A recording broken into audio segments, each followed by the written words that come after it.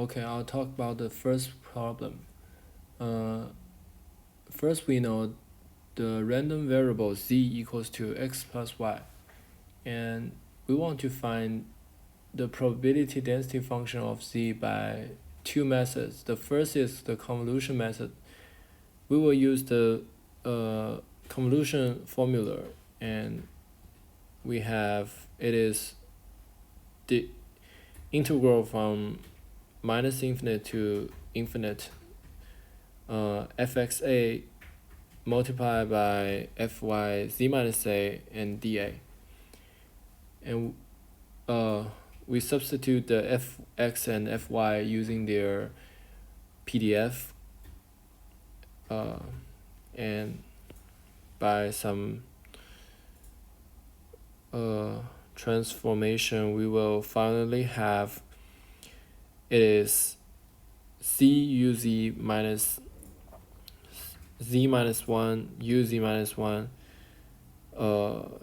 and then minus z minus 1 multiplied by uz minus 1 and add z minus 2 uz minus 2, and we will have the final plot a triangle between 1 and 3. The second method is geometric method, and we can first calculate that z equals to random variable x plus y with fx x equals to ux minus ux1 and fy y equals to uy minus 1. And the difference from the original problem is we need to shift the plot to the right side by 1 after we've got z.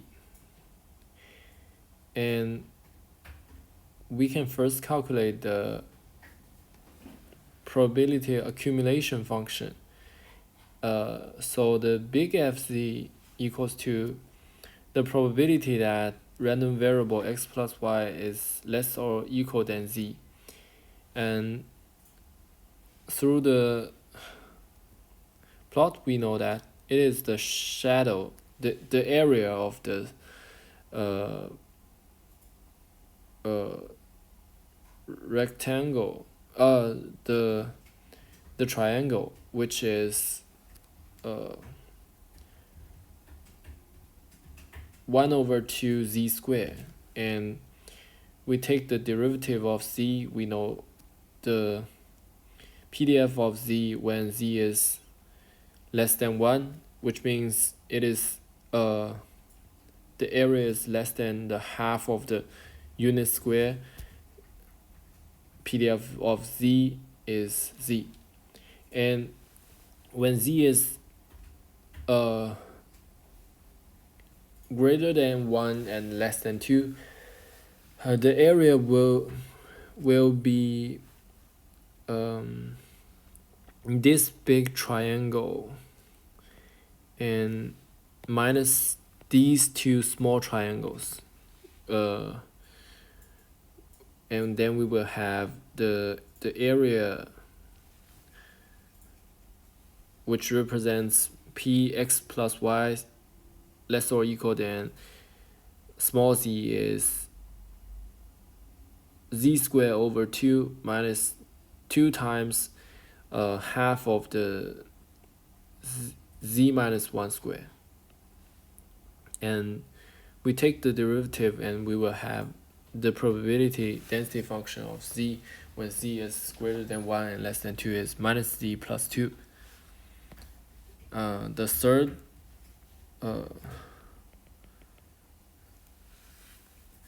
The third case is that when z is greater than 2 and the probability that x plus y less than z is equal to the whole unit square. So the accumulative function of z, big Fz equals to 1, and take the derivative, we will know that small fz equals to 0. And now we have the plot like it is a triangle between 0 and 2. But I mentioned that there's a difference between our assumption and the original problem is that when we get the PDF of z, we should then shift it to the right side by 1, and we will finally get the result like this previous problem.